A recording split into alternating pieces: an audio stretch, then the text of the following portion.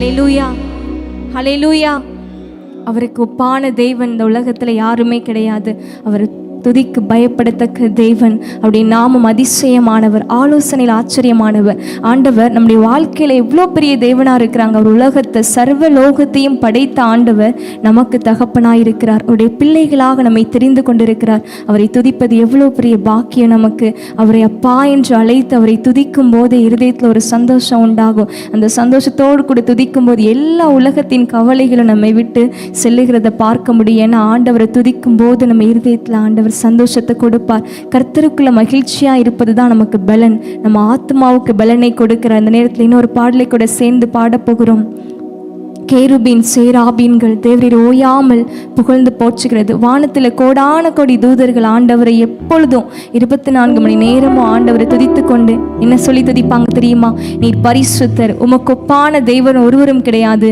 உம்மை போல பரிசுத்தமான தெய்வம் இந்த உலகத்தில் யாருமே கிடையாது. எந்த இடத்துலையுமே அவரை போல பரிசுத்தத்தை நம்ம காண முடியாது. எல்லாருமே மனுஷர்களாக இருப்பதனால் பரிசுத்தத்தில் நம்ம குறைவுள்ளவர்களாக இருக்கிறோம். ஆனால் ஆண்டவர் ஒருவரே பரிசுத்தத்தில் அவர் குறைவே இல்லாத அவர் மகா பரிசுத்தமுள்ள தேவன். அந்த தேவாதி தேவன் ஒவ்வொரு நாலு தூதர்கள் பாடி துதித்து கொண்டிருக்காங்க. இந்த நேரத்தில் நம்மளும் அப்படி இருக்கிற இடங்களில் கண்களை மூடி நீர் பரிசுத்தர் பரிசுத்தர்னு சொல்லி அவரை துதிக்க துதிக்க துதிக்க அவருடைய பிரசன்னம் நம்மை ஆளுகை செய்யும். இந்த நேரத்தில் எல்லாரும் அப்படி இருக்கிற இடங்களில் கண்களை மூடி அப்பா நீர் பரிசுத்தர் என்று சொல்லி ஆண்டவரை நோக்கி பார்த்து நம்ம துதிக்க போகிறோம்.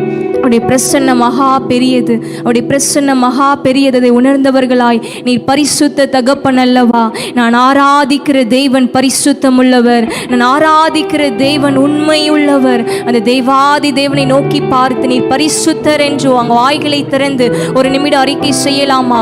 நீர் பரிசுத்தரப்பா, நீர் பரிசுத்தத்தில் மகத்துவம் உள்ள தேவன். இந்த நேரத்தில் உம்மை உயர்த்துகிறோம் சொல்லி எல்லாரும் இருக்கிற இடங்கள் ஆண்டவரை உயர்த்தி நீர் பரிசுத்தர் என்று சொல்லும் போதே அவ்வளோ பெரிய ஆரவாரத்தோடு கூட ஆண்டவருடைய பிரசன்னம் நம்மை ஆளுகை செய்யுமே.